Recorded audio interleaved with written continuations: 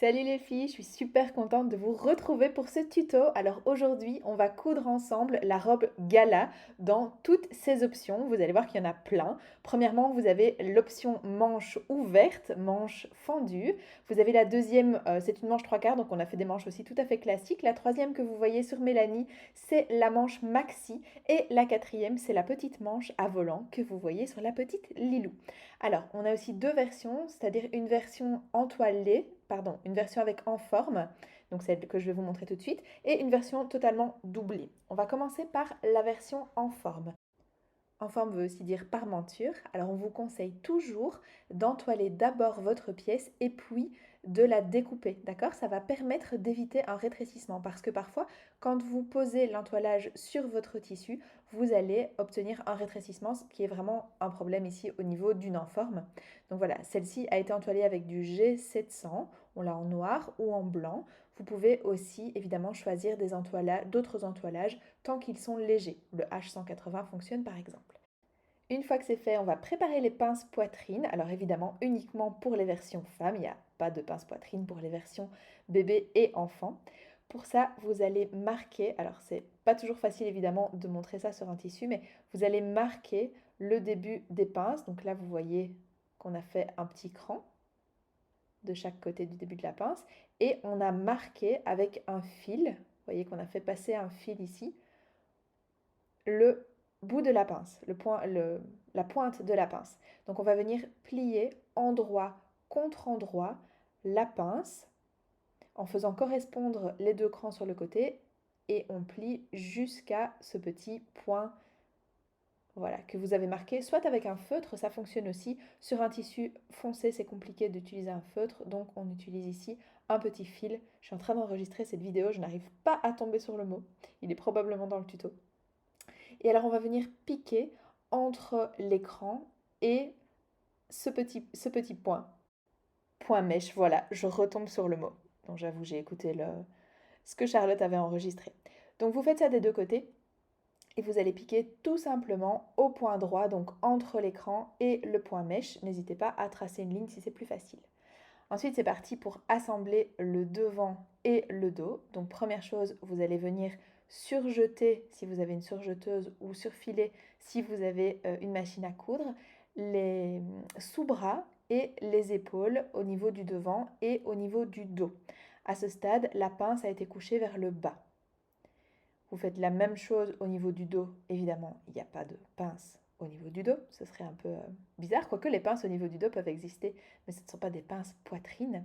Et vous allez venir positionner le devant sur le dos, au niveau des épaules et au niveau des sous-bras. Donc pour ça, vous allez simplement faire correspondre les épaules comme Charlotte est en train de le faire, et puis les sous-bras.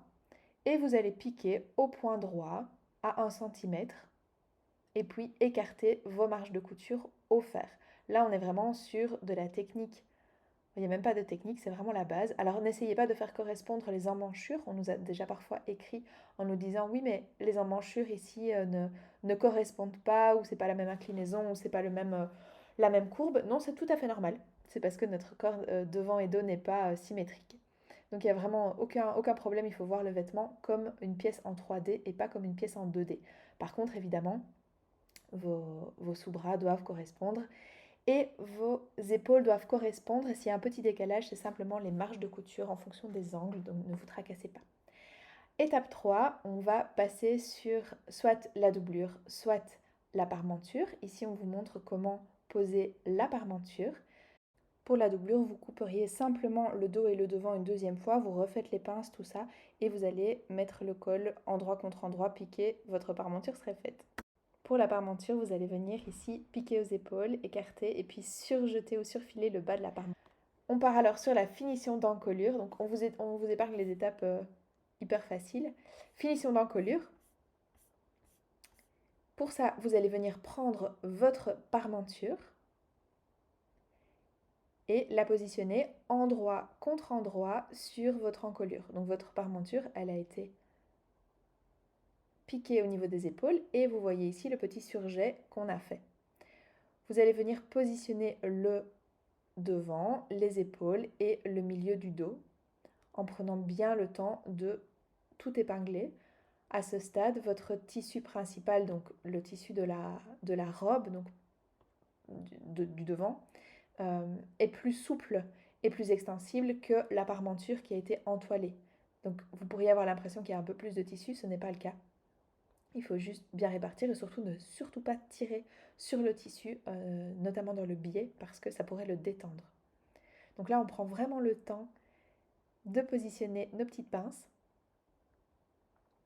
surtout sur le devant, qui va devoir être absolument bien positionné.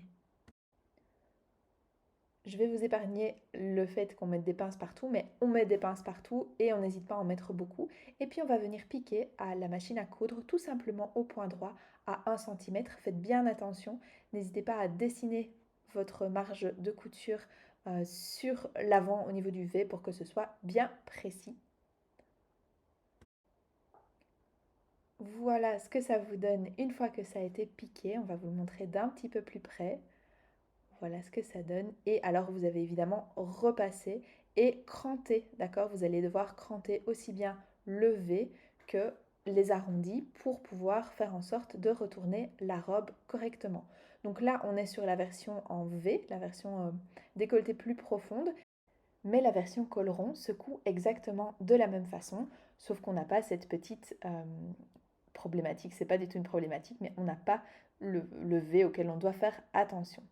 Là, vous voyez qu'on a bien repassé. Et alors, on va venir coudre ici, vraiment dans la piqûre. On va venir faire quelques petits points. Pourquoi? Pour simplement éviter que la parmenture ne puisse venir se retourner. Ce serait, voilà, vraiment pas très très joli. Donc, vous faites quelques petits points. Voilà, on vient de le faire. Juste histoire de maintenir cette parmenture bien à l'intérieur. Une fois que c'est fait, on va pouvoir passer aux manches, qui sont les grandes gagnantes de ce patron. J'adore les manches de gala. Alors, il y a différentes façons de les coudre. On va commencer par la manche courte, la 3/4, la longue et la maxi parce qu'en fait, elles se cousent exactement de la même façon. Alors, on va vous la montrer sur la courte. Pourquoi? Parce que c'est plus facile à filmer. Mais vous faites la même chose dans toutes. Donc, premièrement, vous allez surjeter ou surfiler les sous-bras. D'accord? Donc, ici, c'est très court. Sur la maxi, sur la longue, ce sera plus long. Et puis, vous allez venir positionner votre manche. C'est vraiment un montage de manche ultra classique pour celui-ci. Vous allez plier endroit contre endroit, piquer à 1 cm et venir écarter vos marges de couture au fer à repasser. Donc ça, c'est pour la manche classique, la manche donc aussi bien courte, 3/4 que longue, ainsi que la manche maxi. Voilà ce que ça vous donne. Et puis vous allez pouvoir passer à l'ourlet, et donc là vous allez replier de 2 fois 1 cm et puis simplement piquer à 8 mm pour faire un ourlet tout à fait classique. Donc l'ourlet double rempli, tout à fait classique. Là on ne va pas passer notre temps à vous le montrer parce que je suis certaine à 100% que vous l'avez déjà fait plein de fois. Deuxième manche, la petite manche toute mignonne à volant. Donc voici à quoi elle ressemble. Là, on prévoit de faire un ourlet rouleté. Si vous avez une surjeteuse, vous allez pouvoir le faire. On va vous montrer ici comment faire. Si vous n'en avez pas, vous pouvez faire un petit ourlet mouchoir. Si je ne me trompe pas, on avait montré la technique en détail dans le patron RL. Donc ici, Charlotte est en train de nous faire un ourlet rouleté. Donc évidemment, les réglages vont changer d'une machine à l'autre. On n'utilise qu'une seule aiguille. On met vraiment les options rouleté. Donc regardez le manuel de votre machine à coudre. Pardon, de votre surjeteuse, j'ai dit machine à coudre. Et vous allez pouvoir obtenir ce petit ourlet très rapide, très facile. Une fois qu'on maîtrise le réglage, je vous conseille vraiment d'essayer.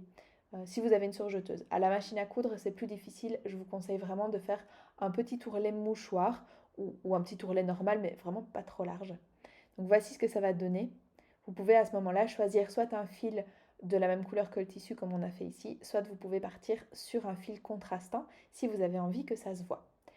La deuxième chose, c'est qu'on va venir ici repérer l'écran et donc vous allez vous faire en sorte de croiser votre volant. On s'en occupera quand on le posera sur le vêtement. On va maintenant partir sur la manche fendue. Il y a deux versions, la version doublée où tout le haut de la manche est doublé et la version non doublée. On vous montre d'abord comment faire la version non doublée. Donc première étape, vous allez, alors ici on le fait exprès avec du fil contrastant, vous allez surfiler ou surjeter les côtés de votre manche. Donc un côté, deux côtés, trois côtés, quatre côtés, tout simplement. Donc là, vous ne les avez évidemment coupés que dans le tissu principal. Vous ne les avez pas coupés en tissu doublure puisqu'on est sur la version tissu principal.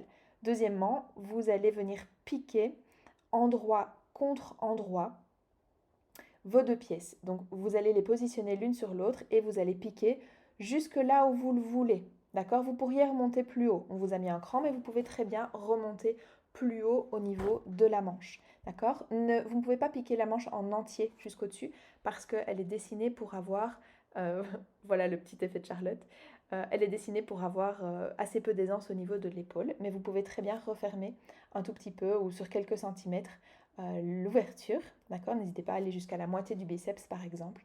Et voici, une fois que ça a été repassé, ce que ça donne, sachant que l'ourlet a été replié. Deuxièmement, vous allez pouvoir faire comme tout à l'heure, venir piquer le sous-bras endroit contre endroit. Vous pouvez aussi monter cette manche avec une doublure. Donc ici, on va utiliser une doublure beige. Ça me permet, moi, d'avoir cette superbe robe dans le tissu qui s'appelle Tout en ton chaud, je crois, une popeline de viscose verte. Donc vous allez couper les pièces aussi bien dans le tissu principal que dans le tissu doublure. D'accord? En miroir, évidemment. Chaque fois, on vous montre une seule manche. Je n'ai pas besoin de vous expliquer qu'il y a deux manches sur un vêtement. Donc ici, Charlotte, elle a mis toutes les épaisseurs l'une sur l'autre pour découper. C'est une technique qui fonctionne très bien et qui permet aussi, ça prend un peu plus de temps de placer le tissu, mais une fois que c'est placé, vous avez des pièces qui sont identiques à 100% puisque vous les avez coupées d'un coup.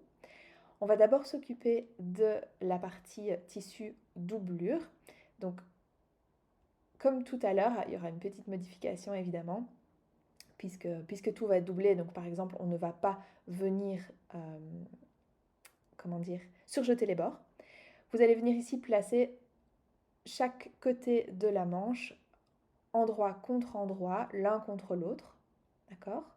Donc on est bien au niveau du haut de la manche, d'accord? Donc si vous voyez la tête de manche, l'arrondi sur le haut de la manche, on est à ce niveau-là, d'accord? L'autre côté, ça s'appelle le sous-bras. Donc ici, elle va refaire la même chose, endroit contre endroit. Là, on ne s'occupe pour le moment que du côté, vraiment le milieu de la manche, le milieu haut de la manche, et elle va faire en sorte de faire correspondre l'écran.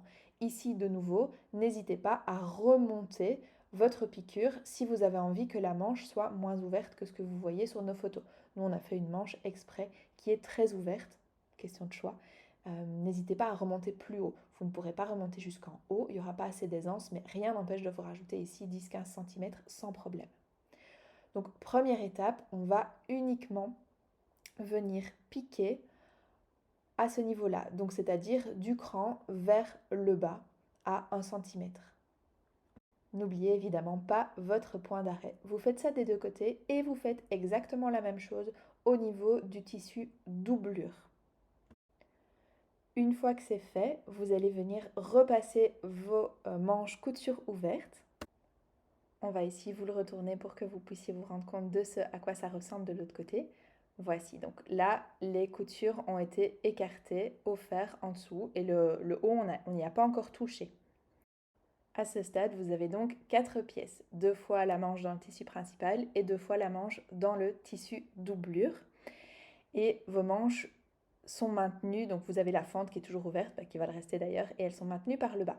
Maintenant, ce qu'on va faire, c'est qu'on va venir faire correspondre le tissu principal et la doublure. Donc vous allez venir épingler ou utiliser évidemment des petites pinces comme toujours au niveau de la fente. Donc vous prenez bien le temps de venir positionner endroit contre endroit votre tissu doublure sur votre tissu principal ou l'inverse, peu importe, tant que vous êtes endroit contre endroit.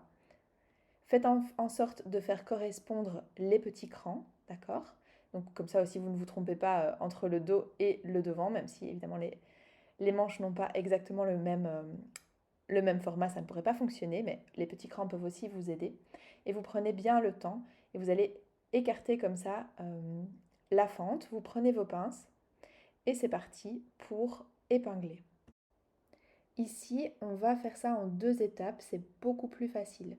Donc d'un côté, peu importe par quel côté vous commencez, d'un côté vous allez bien, donc là on prend le temps, hein, vous voyez, bien épingler endroit contre endroit votre fente et vous allez piquer jusqu'au petit cran que Charlotte vous montre avec ses doigts, le petit cran qui bah, vous montrait jusqu'à où vous alliez piquer pour démarrer la fente, d'accord? Peut-être que ce petit cran, vous l'avez remonté, il n'y a pas de problème. Donc ça, c'est la première étape, c'est qu'on va piquer d'un seul côté. Vous mettez vos petites pinces, vos petites épingles autant qu'il faut et vous allez piquer ensuite au point droit à 1 cm, toujours vos points d'arrêt évidemment, en essayant de rejoindre, on va pas essayer, on va le faire. On va venir rejoindre ce premier petit cran. On vous le montre de tout près. Vous voyez ce petit cran là-bas? Eh bien, on va piquer jusque là. Voilà. On va venir rejoindre le point d'arrêt qu'on a fait tout à l'heure.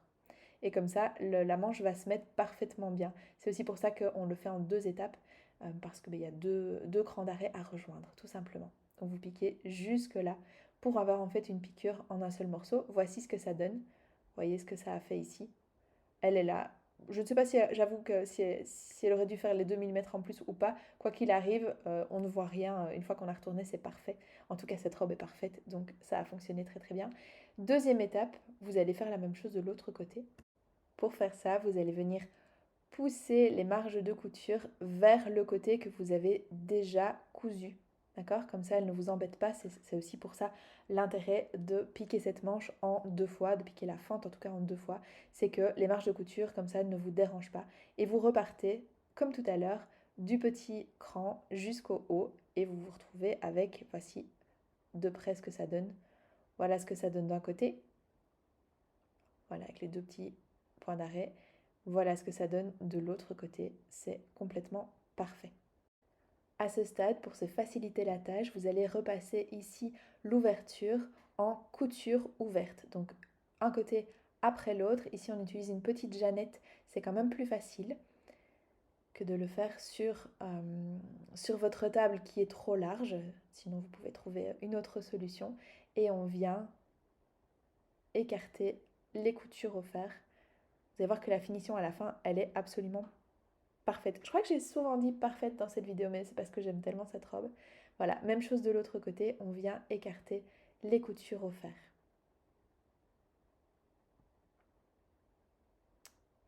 Et là, il faudrait que je meuble, mais je n'ai pas grand chose à vous dire à part on écarte les coutures au fer. Et voilà, une fois que vous retournez, ce que ça va donner. Et là, on va en profiter pour repasser correctement.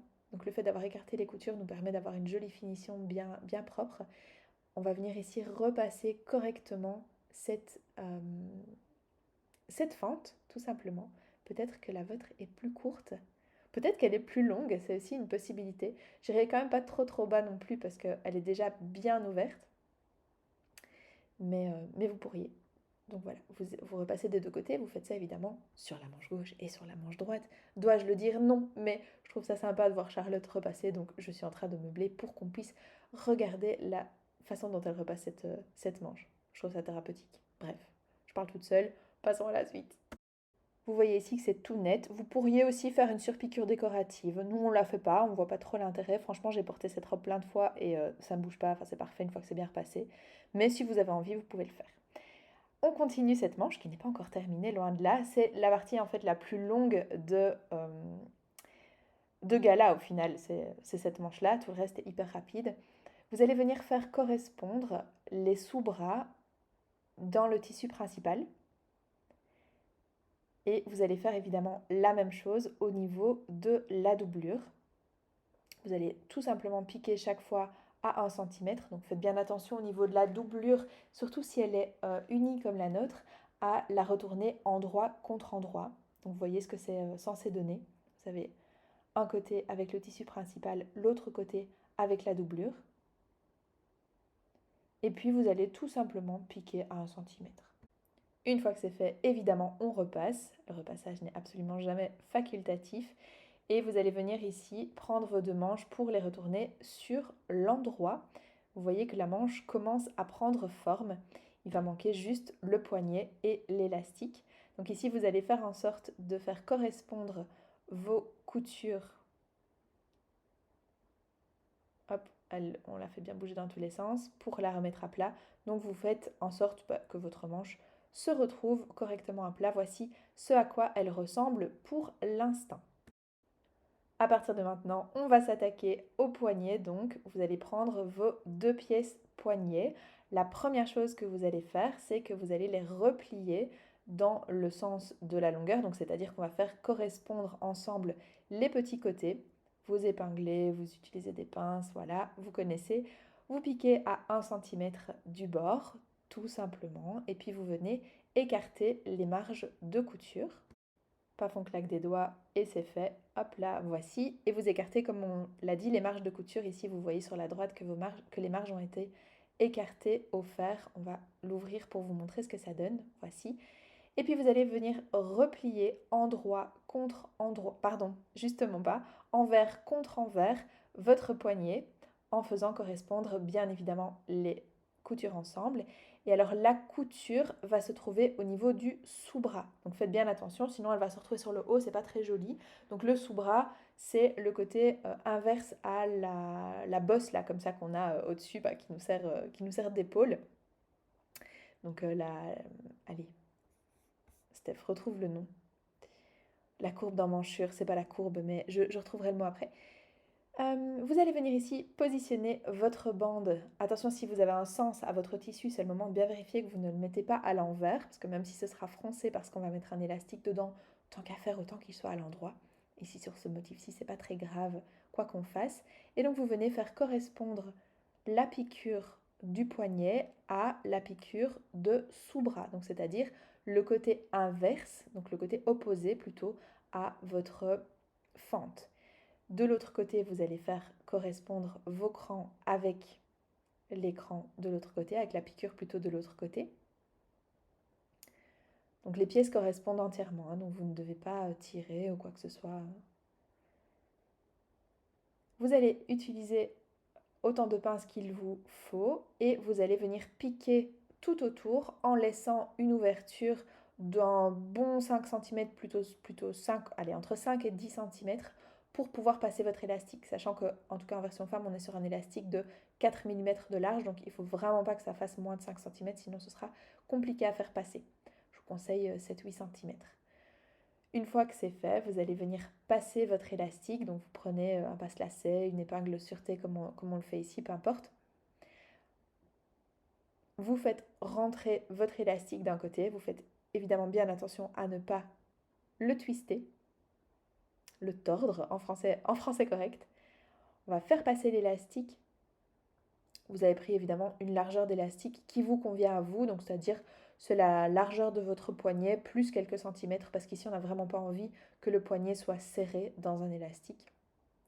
Rien n'empêche de retester à ce moment-là, vous mettez votre main dans la manche, votre poignet dedans, et vous allez voir si ça vous convient, si la longueur est bonne pour vous. Donc ici, vous allez faire se superposer l'élastique. Voilà. Vous pourriez aussi piquer à l'équivalent d'endroit contre endroit, mais ça fera plus d'épaisseur. Ici, de toute façon, on ne verra pas l'élastique, il ne va pas s'effilocher, rien du tout. Donc, on vous conseille simplement de faire en sorte que l'élastique se superpose. Et vous piquez droit. Vous pouvez aussi piquer avec un point zigzag. Ça marche très bien aussi. C'est un peu de chipotage, chipoterie, je ne sais pas comment on dit, pour pouvoir faire en sorte de ne pas piquer dans le tissu, mais c'est franchement plus que faisable. Même si vous êtes débutante, cette manche, elle est tout à fait accessible. Il y a juste évidemment beaucoup plus d'étapes que dans les autres manches, mais c'est très très accessible. Une fois que c'est fait, vous allez rentrer votre élastique à l'intérieur et puis vous allez venir fermer, bien en faisant attention à ne pas piquer sur l'élastique. Vous allez venir fermer votre ouverture en repartant de votre point d'arrêt précédent et en maintenant votre élastique bien à l'intérieur. Voici ce que ça donne au final. Évidemment, c'est très moche comme ça. On va venir surjeter. Si vous n'avez pas de surjeteuse, il n'y a pas de problème. Vous allez surpiquer, surfiler. Je confonds toujours ces mots. Excusez-moi si j'ai fait une erreur avant. Avant de surfiler, évidemment, vous allez bien couper les petits fils qui se baladent un peu partout. Ici, on n'a pas besoin de le faire, puisqu'avec la surjeteuse, ça va le faire tout seul. Donc là, vous tirez simplement pour remettre le tissu à plat. en bougeant l'élastique dans la coulisse. De nouveau, c'est un peu plus technique, mais voilà, il faut juste prendre le temps, il n'y a vraiment aucune difficulté. Une fois que vous avez fait le tour, vous allez sortir à la perpendiculaire. On termine, voilà. Et puis Charlotte va sortir. Mettez vraiment bien votre tissu à plat pour ne pas aller faire des plis un peu moches comme ça. Voilà. Elle va terminer, vous repassez sur le début de votre couture, sur quelques centimètres, et puis hop, vous voyez qu'elle sort à la perpendiculaire. Moi, je lève même le pied de biche pour montrer, c'est encore plus simple. Comme ça, vous voyez vraiment que ça sort. Et puis, vous allez simplement utiliser une aiguille à laine ou un remailleur pour venir faire rentrer vos fils qui dépassent. Voici ce que donnent vos manches. À ce stade, vous avez tout ce qu'il vous faut pour venir positionner les manches sur le vêtement. Vous allez voir, ça va être absolument magnifique. C'est parti, une fois qu'on a préparé toutes les manches, on va venir évidemment les monter. Donc d'abord, premièrement, on va poser les manches classiques, donc aussi bien la maxi que les manches classiques courtes, 3/4 et longues. Eh bien, c'est un montage de manches on ne peut plus classique. Je crois que j'ai dit classique 3 fois dans cette phrase.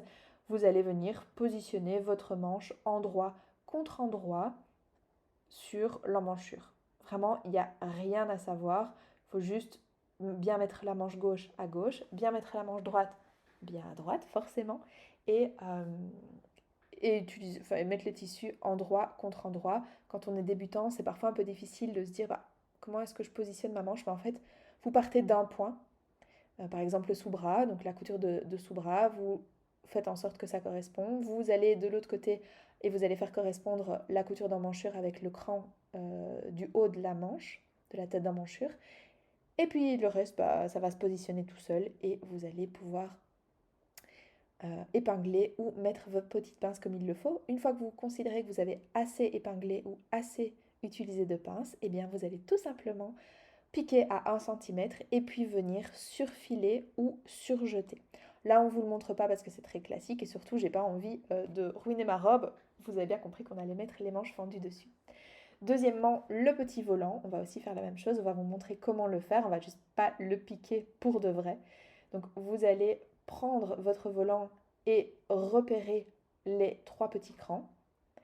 Le petit cran du milieu, vous allez le positionner endroit contre endroit sur votre emmanchure. Donc, pardon, sur votre tête d'emmanchure, donc sur la couture d'épaule plutôt. C'est mieux parce que forcément une manche sur une emmanchure jusque-là, je ne vous apprends rien. Donc, vous positionnez ça tout simplement comme ça. Deuxièmement, vous allez faire correspondre le cran, ce qui vous permet aussi de savoir que vous avez le bon volant du bon côté. Donc, on regarde qu'on a bien les bons crans, qu'ils peuvent se positionner. On va épingler. Et vous allez voir que naturellement, votre pointe de volant va venir dépasser au niveau du sous-bras, ce qui vous permet d'avoir un joli croisé au niveau du volant. Donc c'est tout à fait normal.